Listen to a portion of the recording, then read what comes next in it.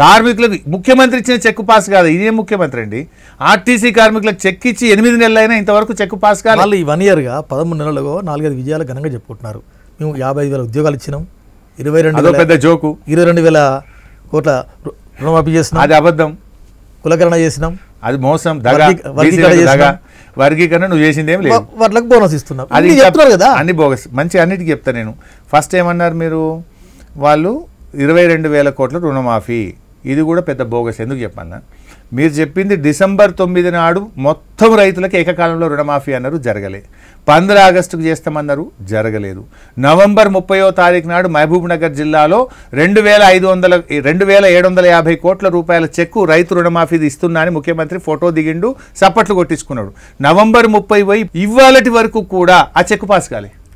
ముఖ్యమంత్రి ఇచ్చే check pass కాకపోతే ఇజ్జత్ ఉంటుందా? కుర్చీకి ఏమైనా ఇజ్జత్ ఉంటుందా? సీఎంకి ఏమైనా ఇజ్జత్ ఉంటుందా? నువ్వు ఆ రోజు మహబూబ్ నగర్లో చెక్ ఇచ్చినావు, ఇయ్యాలటి వరకు పాస్ కాలేదు. ఏ ఊరికన్నా పోదామని మేము అసెంబ్లీలో సవాల్ చేసినాం.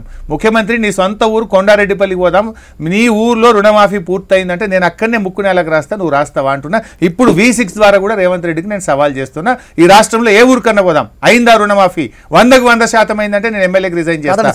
ముఖ్యమంత్రి అడిగి ఉన్నాడా? అంటే ముఖ్యమంత్రి డిసెంబర్ 9 అని మోసం, 15 ఆగస్ట్ అని మోసం, నవంబర్ 30 అని మోసం, 26 జనవరి అని మోసం చేసిండు. రైతు రుణమాఫీ కాలే. నంబర్ 1. నంబర్ 2, బీసీలదన్నావు, అది జోక్ అని చెప్పి ఎవరు తిడుతుండ్రు? కాంగ్రెస్ పార్టీ ఎమ్మెల్సీ మల్లన్ననే తిడుతున్నాడు. ఆయనే పొల్లు తిడుతుండు నిన్ను. బీసీ సంఘాలన్నీ కూడా మోసము దగ అని చించి అవతల పరేసిండ్రు. దాని ద్వారా బీసీలకు వచ్చింది ఏమైనా ఉందా? 42% రిజర్వేషన్ స్థానిక సంస్థల్లో రాలే, విద్యా ఉద్యోగాల్లో రాలే. బీసీలకు ఆన్ గోయింగ్ స్కీమ్స్, గొర్రెల పథకం బంధు పెట్టినావు, బీసీ బంధు పథకం బంధు పెట్టినావు, చేప పిల్లల పంపిణీ బంధు పెట్టినావు, బీసీ పిల్లల స్కాలర్షిప్లు బంధు పెట్టినావు, బీసీలకు దగా చేసినావు.